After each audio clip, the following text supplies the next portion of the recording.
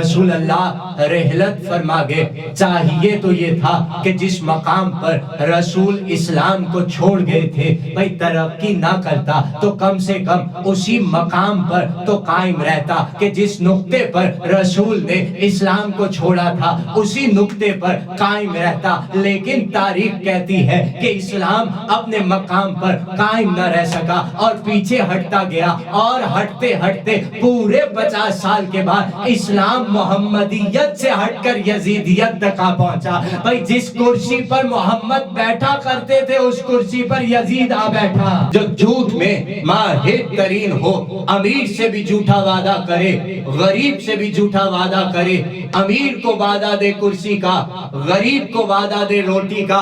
ارے امیر کرسی پر بولتا ہے، غریب روٹی پر بکتا ہے۔ ارے بھائی 10-20 ہزار امیر ہو تو وعدہ نبھائے کیسے، اور لاکھوں کروڑوں غریب ہو تو روٹی دے کیسے؟ لیکن سیاستدان وہی کامیاب ہے جو غریب سے کہے تجھے روٹی دوں گا، جو امیر سے کہے تجھے کرسی دوں گا، ملازمت، امارت، صدارت کی کرسیوں کا لالچ دے۔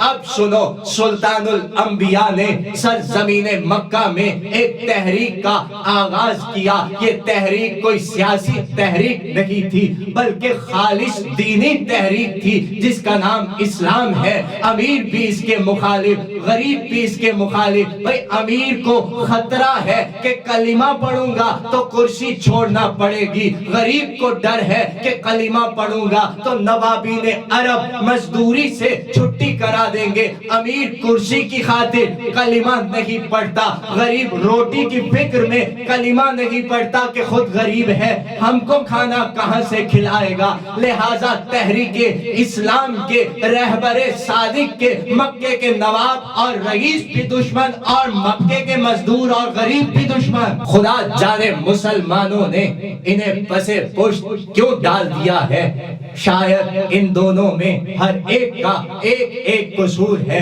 بھئی ابو طالب کا واحد قصور یہ ہے کہ ابو طالب علی کے باپ ہے، اور جناب خدیجہ کا واحد قصور یہ ہے کہ وہ جناب فاطمہ زہرا کی ماں ہے، ورنہ دونوں محسن اسلام ہے۔ 13 سال انہوں نے مکے میں زندگی گزاری اور پھر اللہ کو پیارے ہو گئے۔ اب قرآن کا انداز بیاں دیکھو بھائی، 13 سال انہوں نے اسلام کی خدمت کی۔ اب مکے کی عزت کیا ہے؟ اللہ نے مکے کی عزت کو عجیب و غریب انداز میں قرآن میں بیان کیا۔ ایک جگہ فرماتا ہے والتین والزیتون وطور سینین وہذا البلد الامین۔ اللہ کہتا ہے کہ مجھے تین کی قسم، مجھے زیتون کی قسم، مجھے طور سینین کی قسم، اور مجھے بلد الامین کی قسم۔ دوسری جگہ فرماتا ہے لا اقسم بہذا البلد وانت حل بہذا البلد۔ اے میرے حبیب اس شہر کی قسم جس شہر میں تم رہتے ہو۔ بھائی امین شہر بھی مکہ، اللہ کی قسم گاہ بھی مکہ، لیکن انہی 13 سالوں میں جب جناب ابو طالب اور جناب خدیجہ رحلت فرما گئے تو اسی شہر کے بارے میں اللہ نے فرمایا اخرجوا من ھذا القریۃ الظالمہ اہلھا۔ اے میرے حبیب اس ظالم شہر سے نکل جا۔ اعوذ باللہ من الشیطان الرجیم، بسم اللہ الرحمن الرحیم۔ والضحیٰ واللیل اذا سجا ما ودعک ربک وما قلی صلوات۔ ارباب بصیرت اور ارباب معرفت، آج میں قرآن حکیم کے ارشاد گرامی کی روشنی میں اسلام کی حقیقت اور اسلام کی زندگی پر گفتگو کروں گا کہ حقیقت اسلام کیا ہے اور اسلام کی زندگی کی تفسیر کیا ہے، اسلام کی بلندی کے اسباب کیا ہیں اور اسلام کے تنزل کے اسباب کیا ہیں۔ دیکھیے، کوئی تحریک ہو، کوئی قوم ہو، کوئی ملت ہو، اگر وہ ترقی کرتی ہے تو اس کے کچھ اسباب ہوتے ہیں، اور اگر وہ تنزل کا شکار ہو جاتی ہے تو پھر بھی اس کے کچھ اسباب ہوتے ہیں، بغیر اسباب کے نہ ترقی ہوتی ہے اور نہ تنزل۔ ارباب بصیرت، اہل ذکر حضرات اور اہل فکر حضرات یہ بات جانتے ہیں کہ مجموعی طور پر ترقی کے اثرات یہ ہوتے ہیں کہ جس تحریک کو ابھارنا ہوتا ہے اس تحریک کے سربراہ تحریک پرور ہوں، تحریک خور نہ ہوں، اور تنزل کے اسباب یہ ہوتے ہیں کہ تحریک کے سربراہ تحریک کی پرواہ کرنے کی بجائے تحریک خور ہو جاتے ہیں۔ جس سیاسی تحریک یا جماعت کے سربراہ سیاست پرورش ہوں، ارباب بصیرت، وہ تحریک یا جماعت تنزل کا شکار ہو جاتی ہے۔ مجموعی طور پر آپ ہر قوم کا جائزہ لیں تو یہی نتیجہ نکلے گا کہ ترقی کرنے کے لیے تعاون کی بھی اشد ضرورت ہوتی ہے۔ ایک شخص کبھی آگے نہیں بڑھ سکتا جب تک اس متمدن دنیا میں چند آدمی اس کے ساتھ نہ ہو جائیں، اور ہر سیاسی یا مذہبی تحریک کو دو قوتوں کا تعاون ضروری ہے۔ امیر کا تعاون بھی درکار ہوتا ہے اور غریب کا تعاون بھی درکار ہوتا ہے۔ امیر کا اثر و رسوخ اور غریب کا ووٹ کسی بھی سیاسی تحریک کی کامیابی کی ضمانت ہے۔ جس سیاسی تحریک سے امیر ہٹ جائیں وہ بھی ناکام، اور جس سے غریب ہٹ جائیں وہ بھی ناکام۔ اور ارباب بصیرت اور ارباب معرفت، کوئی لیڈر کامیاب اس وقت ہوتا ہے جب وہ ان دو قوتوں کو اپنے کنٹرول میں رکھنے کی صلاحیت رکھتا ہو، امیر پر بھی کنٹرول رکھتا ہو، غریب پر بھی کنٹرول رکھتا ہو، بیان میں کشش ہو، طرز بیان دلکش ہو، شخصیت دل آویز ہو۔ بھائی اگر اس میں یہ خوبیاں ہیں تو پھر لوگوں کو اپنے ساتھ ملایا جا سکتا ہے، لیکن اگر اس میں یہ خوبیاں نہیں تو پھر حرف ڈھول پر ڈھنڈورا پیٹنے سے کامیابی نہیں مل جاتی۔ اور سب سے بڑی ضرورت سیاست حاضرہ میں جھوٹ بولنا ہے۔ وہ سیاستدان کبھی کامیاب نہیں ہو سکتا جو جھوٹ نہ بول سکتا ہو یا جو جھوٹ بولنے سے ڈرتا ہو۔ ارباب بصیرت، جو جھوٹ بولنے سے سیاستدان ڈرتا ہے وہ سیاست حاضرہ میں نہ داخل ہو، اگر ہو جائے گا تو کامیاب نہیں ہوگا۔ سیاست حاضرہ میں وہی قدم بڑھائے کرسی کی طرف، سیاست کی کرسی کی طرف وہی قدم بڑھائے جو جھوٹ میں ماہر ترین ہو۔ بھائی حسین شہید سہراب وردی کا قول تو شاید آپ نے سنا ہوگا، اس نے اپنے دور حکومت میں یہ بیان دیا تھا۔ حسین شہید سہراب وردی پاکستان کے 5ویں وزیر اعظم ہیں، اس نے بیان دیا تھا اپنے دور حکومت میں، اس نے کہا تھا کہ وہ سیاستدان کبھی کامیاب نہیں ہو سکتا جو جھوٹ نہ بول سکتا ہو، جو بات کے بعد اپنی بات سے مکر نہ سکتا ہو۔ بھائی سیاست حاضرہ کا طریقہ کار یہ ہے کہ جو بات چاہو کرتے چلے جاؤ، لیکن اگر انکار کرنا پڑے تو انکار بھی کر دو۔ بھائی قرآن کی قسم اٹھا جاؤ کہ میں نے تو یہ بات کہی ہی نہ تھی۔ امیر کو مطمئن کرتا ہے تو جھوٹا آدمی، غریب کو مطمئن کرتا ہے تو جھوٹا آدمی، اس لیے کہ امیر کا ذہن غریب کا دشمن، غریب کا ذہن امیر کا دشمن، اور دو دشمنوں کو اپنے ساتھ بھلا کون ملا سکتا ہے؟ بھائی وہی ملا سکتا ہے جو جھوٹ میں ماہر ترین ہو۔ امیر کا ذہن غریب کا دشمن، غریب کا ذہن امیر کا دشمن۔ دیکھیے عمومی بات کر رہا ہوں، ورنہ بعض امیر غربا پرور بھی ہوتے ہیں اور بعض غریب امیر نواز بھی ہوتے ہیں۔ البتہ عام معمولی زندگی میں ان دو مختلف ذہنوں کے حامل اشخاص کو اپنے ساتھ وہی ملا سکتا ہے جو جھوٹ میں ماہر ترین ہو. امیر سے بھی جھوٹا وعدہ کرے, غریب سے بھی جھوٹا وعدہ کرے. امیر کو وعدہ دے کرسی کا, غریب کو وعدہ دے روٹی کا. ارے امیر کرسی پر بولتا ہے, غریب روٹی پر بکتا ہے. ارے بھائی 10-20 ہزار امیر ہو تو وعدہ نبھائے کیسے, اور لاکھوں کروڑوں غریب ہو تو روٹی دے کیسے. لیکن سیاستدان وہی کامیاب ہے جو غریب سے کہے تجھے روٹی دوں گا, جو امیر سے کہے تجھے کرسی دوں گا. ملازمت, امارت, صدارت کی کرسیوں کا لالچ دے.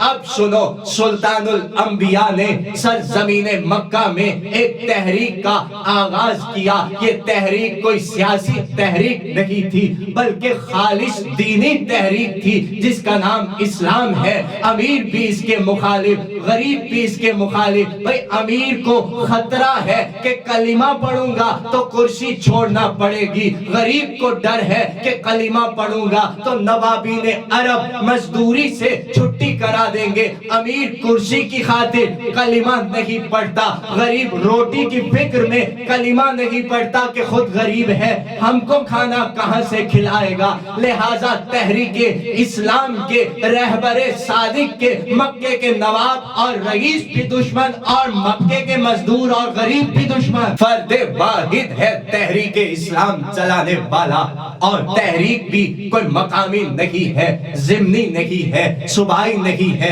ملکی نہیں ہے, بلکہ عالمی تحریک ہے. لیکن تعاون نہ امیر کرتے ہیں نہ غریب کرتے ہیں. ارباب بصیرت ہر کسی کو اپنی کرسی کی فکر لگی ہوئی ہے. حبیب خدا نے بارگاہ خدا میں عرض کیا, پروردگار تحریک تو میں نے چلا دی لیکن تعاون نہ امیر کرتے ہیں نہ غریب کرتے ہیں. اور یہ دور حاضر کی سیاسی تحریک بھی نہیں. بھئی جس زبان سے اس تحریک کا آغاز کیا ہے وہ زبان جھوٹ بولنا جانتی نہیں. نہ امیر کو جھوٹ سے مطمئن کر سکتی ہے, نہ امیر کو لالچ دے سکتی ہے. چنانچہ رسول اللہ نے فرمایا, پروردگار جھوٹ میں نے نہیں بولنا, سچ یہ مانتے نہیں ہے.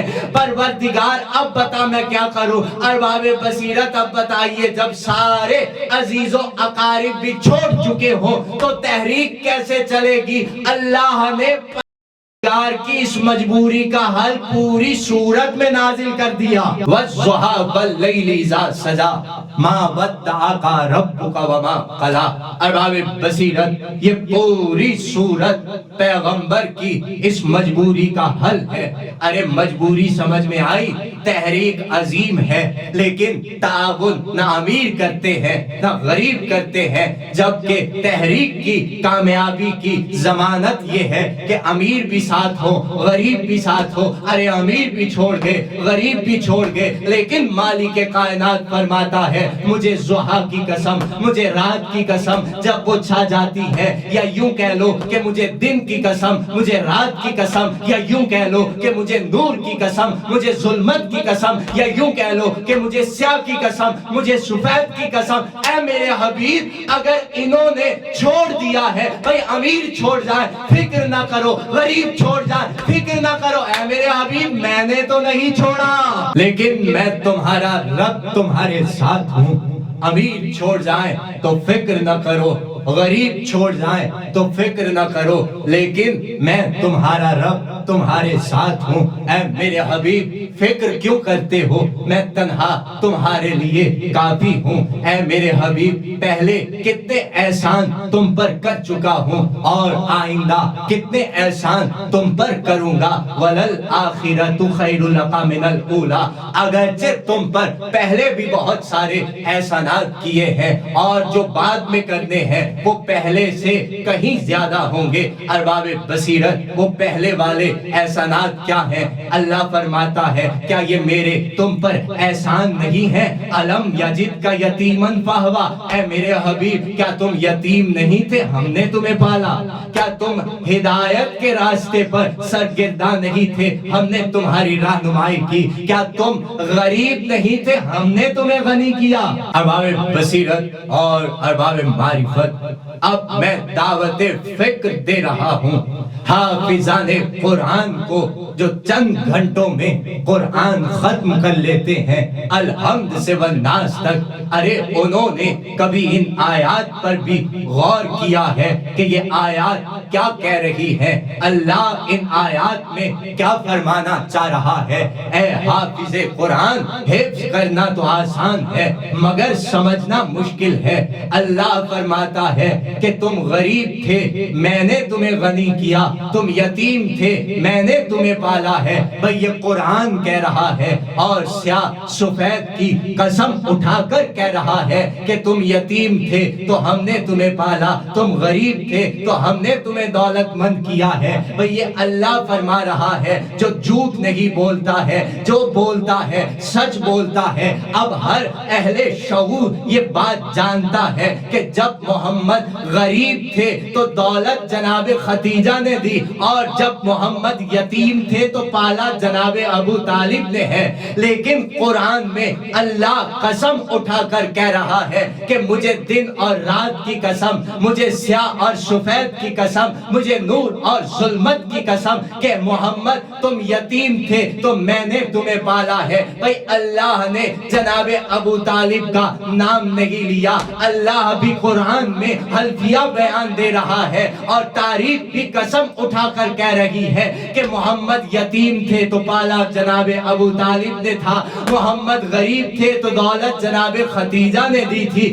اب میں تمام تر حافظان قرآن سے یہ سوال کرتا ہوں کہ مجھے بتاؤ قرآن سچا ہے یا تاریخ سچی ہے؟ اللہ یہ کہہ رہا ہے کہ میں نے تمہیں پالا ہے، میں نے تمہیں دولت دی ہے، لیکن تاریخ یہ کہتی ہے کہ پالا جناب ابو طالب نے ہے اور دولت جناب خدیجہ نے دی ہے۔ بھئی قرآن سچا ہے یا تاریخ سچی ہے؟ بھئی قرآن جھوٹا ہو نہیں سکتا اور بظاہراً تاریخ بھی سچی ہے۔ بھئی پالا تو ابو طالب نے ہے، دولت تو جناب خدیجہ نے دی، تو معلوم ہوا کہ اللہ شب و روز کی قسم اٹھا کر یہ کہہ رہا ہے کہ ابو طالب کا فعل میرا فعل ہے۔ بھئی جس کے فعل کو اللہ اپنا فعل کہے وہ کافر کیسے ہو سکتا ہے؟ یہ قرآن کا انداز بیان ہے، لیکن کافر جتنا بھی اچھا فعل کرے اللہ اس کے فعل کو اپنا فعل نہیں کہتا، اللہ صرف معصوم کے فعل کو اپنا فعل کہتا ہے۔ بھئی پتھر مارے پیغمبر نے مگر اللہ نے کہا کہ میں نے مارے ہیں۔ اذا رمیتا ما رمیتا، وہ آیت ید اللہ فوق ایدیہم، اسی طرح وما ینطق عن الہوا، اے میرے حبیب یہ تم نہیں بول رہے، میں بول رہا ہوں۔ ارباب بصیرت، اللہ نبی کے فعل کو اپنا فعل کہتا ہے، کافر کے فعل کو اپنا فعل نہیں کہتا کہ یہ میں نے کیا ہے۔ بھئی کافر اگر نیک فعل بھی کرے تو اللہ اس کے فعل کو اپنا فعل نہیں کہتا،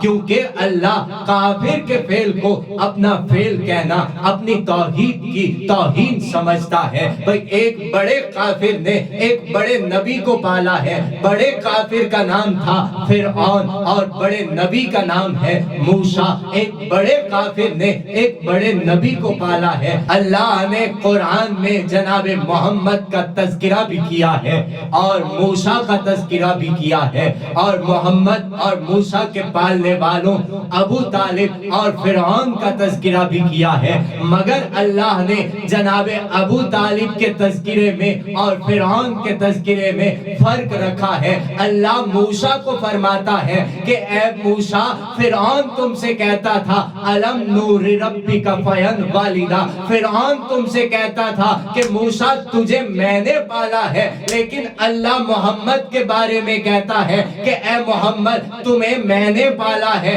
بھئی یہ نہیں کہتا کہ فرعون نے پالا ہے، بھئی فرعون نے ایک بڑے نبی کو پالا ہے، مگر اللہ نے یہ نہیں کہا کہ میں نے پالا ہے۔ ایک ابو طالب نے جناب محمد محمد کو پالا ہے تو اللہ فرماتا ہے کہ میں نے پالا ہے۔ بھئی اگر خدا نخواستہ جناب ابو طالب اور فرعون کے مذہب میں فرق نہ ہوتا تو اللہ ویسا ہی کہتا جیسا فرعون کے بارے میں کہہ رہا تھا۔ کیا یہ درس قرآن نہیں ہے کہ قرآن نے فرعون کے فعل کو اللہ کا فعل نہیں کہا لیکن ابو طالب کے فعل کو اللہ کا فعل کہا ہے؟ تو ارباب بصیرت اب واپس پلٹتے ہیں کہ اللہ نے اپنے رسول کو تحریک اسلام کے فروغ کے لیے کیا کیا طاقتیں عطا کی۔ بھائی ولید ابن مغیرہ جیسا نواب اور رئیس بھی دشمن اسلام اور معمولی غریب بھی مزدور بھی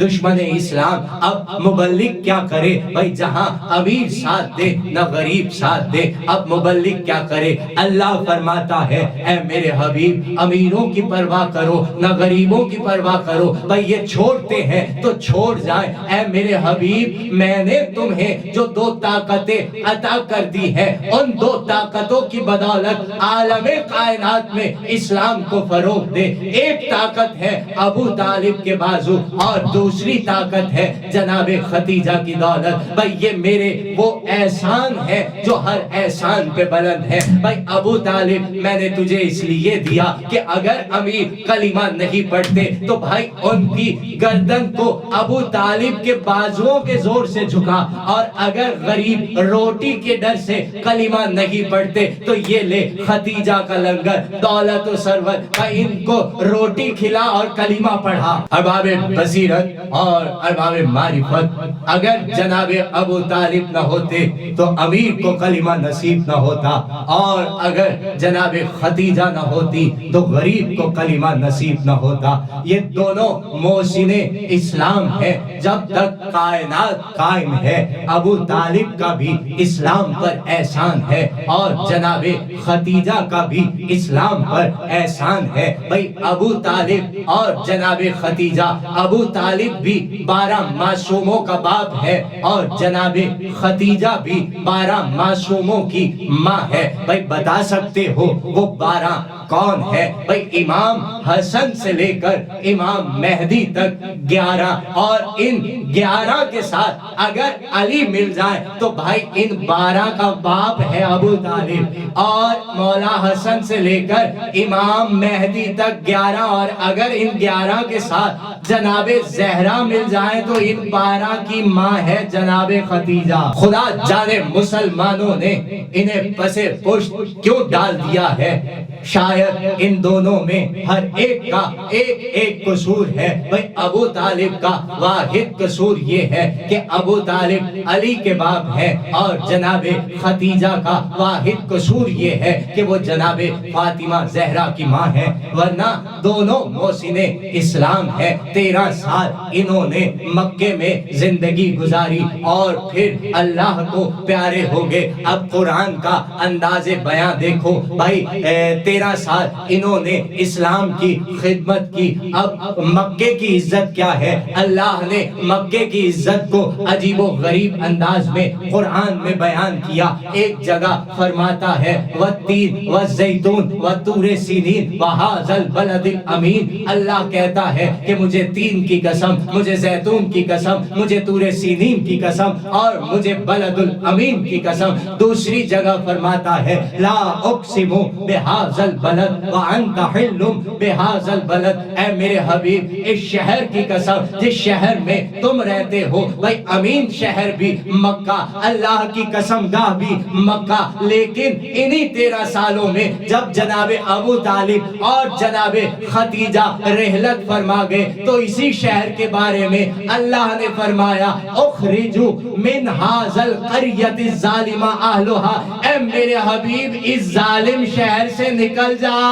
وہی جو بلد الامین ہے، وہی شہر جس کی قسمیں اٹھائی جاتی ہیں۔ بھائی جب ابو طالب چل دیے تو اللہ نے فرمایا کہ یہ ظالم شہر ہے، تو معلوم ہوا کہ مکے کی عظمت سے بھی بلند ہے ابو طالب کی عظمت۔ بھائی ابو طالب زندہ ہے تو مکہ امین بھی ہے، ابو طالب زندہ ہے تو مکہ بلد الامین بھی ہے، ابو طالب زندہ ہے تو مکہ قسم گاہ بھی ہے، لیکن ابو طالب چل دیے تو فرمایا یہ ظالم شہر ہے۔ اب بصیرت 13 سال مکے میں ابو طالب اور جناب ختیجہ نے خدمات انجام دی اور چل دیے، تو اللہ نے پیغمبر کو بے آسرا نہیں رکھا۔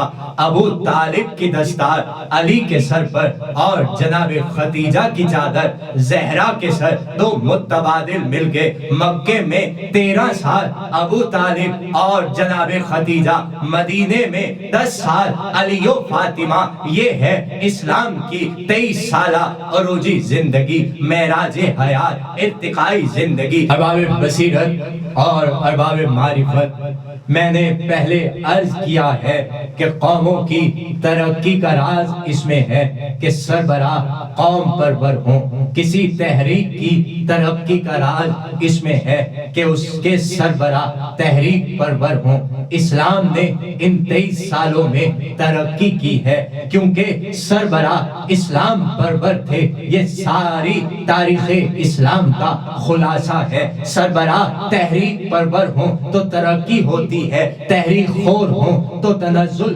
مقدر بن جاتا ہے۔ 4 اسلام پرور ملے ہیں پیغمبر اسلام کو، 2 مرد اور 2 مزدور، ابو طالب اور ختیجہ مکے میں اور علی و فاطمہ مدینے میں۔ اسلام کی 23 سالہ زندگی میں ارتقا کتنا ہوا ہے؟ جب تک اسلام پرور ساتھ ہے، ارتقا ہی ارتقا ہے۔ اسلام نقطہ صفر سے نقطہ معراج تک پہنچا دیا، ترقی ہی ترقی ہے۔ وجہ یہ ہے کہ اسلام خور کوئی نہیں ہے۔ ان سربراہوں میں ابو طالب نے سب کچھ دیا ہے، اسلام کا کھایا کچھ نہیں ہے۔ ابو طالب کوئی معمولی حیثیت کا مزدور نہیں تھا، سلطان مکہ تھے، سید العرب تھے، شریف مکہ تھے، اس زمانے کے مکے کے سردار تھے۔ بھائی ابو طالب نے تمام تر چیزیں، اپنی تمام تر زندگی، تمام تر چیزیں محمد کے راہ پر دے دی، اسلام کی راہ پر دے دی۔ بھائی تجارت چھوڑی تو محمد کے لیے، مکہ چھوڑا تو محمد کے لیے، برادری چھوڑی تو محمد کے لیے۔ ابو طالب شعیب ابی طالب میں 3 سال تک بیٹھے رہے تو محمد کے لیے، برادری چھوڑی، تجارت چھوڑا، مکہ چھوڑا، مگر محمد کی نگرانی کو نہیں چھوڑا۔ ہر شے دے دی مگر محمد کے سر پر ہاتھ رکھا، اسلام کو 4 چاند لگا دیے، اسلام کو نقطہ صفر سے لے کر نقطہ عروج تک پہنچا دیا۔ بھائی اسلام ابو طالب کے سائے شفقت میں نقطہ صفر سے نقطہ عروج تک پہنچا ہے۔ ارباب بصیرت اور ارباب معرفت، آگے کا قصہ سنیے۔ رسول اللہ رحلت فرما گئے، چاہیے تو یہ تھا کہ جس مقام پر رسول اسلام کو چھوڑ گئے تھے، بھائی ترقی نہ کرتا تو کم سے کم اسی مقام پر تو قائم رہتا کہ جس نقطے پر رسول نے اسلام کو چھوڑا تھا اسی نقطے پر قائم رہتا۔ لیکن تاریخ کہتی ہے کہ اسلام اپنے مقام پر قائم نہ رہ سکا اور پیچھے ہٹتا گیا، اور ہٹتے ہٹتے پورے 50 سال کے بعد اسلام محمدیت سے ہٹ کر یزیدیت تک آ پہنچا۔ بھائی جس کرسی پر محمد بیٹھا کرتے تھے اس کرسی پر یزید آ بیٹھا۔ اسلام کو عروج تک پہنچنے کے لیے لگے 23 سال اور پستی میں پہنچنے کے لیے لگے 50 سال۔ ارباب بصیرت، اسلام آگے بڑھا تو اسلام خور کوئی نہیں تھا، اس لیے اسلام نے ترقی کی۔ لیکن جب اسلام پیچھے ہٹا تو ظاہر ہے اسلام خور آگے تھے، اسلام کو کھانے والے آگے تھے، اور اگر نہیں آئے تو ارباب بصیرت اسلام پیچھے کیوں ہٹا؟ اسلام کو یزیدیت کی طرف کس نے موڑا؟ تو یقیناً کوئی ایسے منفی اسباب تھے جنہوں نے اسلام کو پستی تک پہنچایا ہے۔ مجھے نہیں معلوم کہ وہ اسباب کیا ہے، لیکن علامہ مودودی صاحب نے اپنی کتاب لکھی اور اس میں یہ مسئلہ لکھ دیا کہ اسلام کس طریقے سے پستی کی طرف آیا ہے۔ انہوں نے کتاب کا نام رکھا ہے، اسلام نہیں رکھا، انہوں نے کتاب کا نام رکھا ہے خلافت و ملوکیت۔ یعنی کتاب سے پتا چلتا ہے کہ اسلام کے رحلت رسول کے بعد اسلام کے 2 حصے ہو گئے، ایک خلافت دوسرا ملوکیت۔ بھائی یہ 50 50 سالہ زندگی ہے خلافت اور ملوکیت کی، اور ان کے درمیان ہے جنگ جمل۔ ارباب بصیرت، جنگ جمل کے اوپر ہے خلافت اور جنگ جمل کے نیچے ہے ملوکیت۔ اب اس نقطے کو، درمیانی نقطے کو بخاری شریف نے بڑے خوبصورت انداز میں انہوں نے بیان کیا۔ انہوں نے کہا جنگ جمل کے بعد جب علی نے نماز جمعہ پڑھائی تو سارے مسلمانوں نے علی کے پیچھے جمعہ پڑھا، تو ایک شخص کو کوہنی مار کے کہتا ہے کہ اس شخص نے تو ہمیں رسول کی نماز یاد کرا دی۔ کیا بھائی رسول کی نماز پہلے پڑھی نہیں جا رہی تھی؟ کیا ہم سوئے پڑے تھے یا ہم نماز نہیں پڑھ رہے تھے، یا علی نے ایسا کیا پڑھا دیا تھا کہ آج لوگوں کو یہ کہنا پڑا کہ یہ رسول کی نماز ہے؟ تو بھائی جب خلافت کے دور میں یہ حالت تھی نماز کی تو بعد میں کیا ہوا ہوگا؟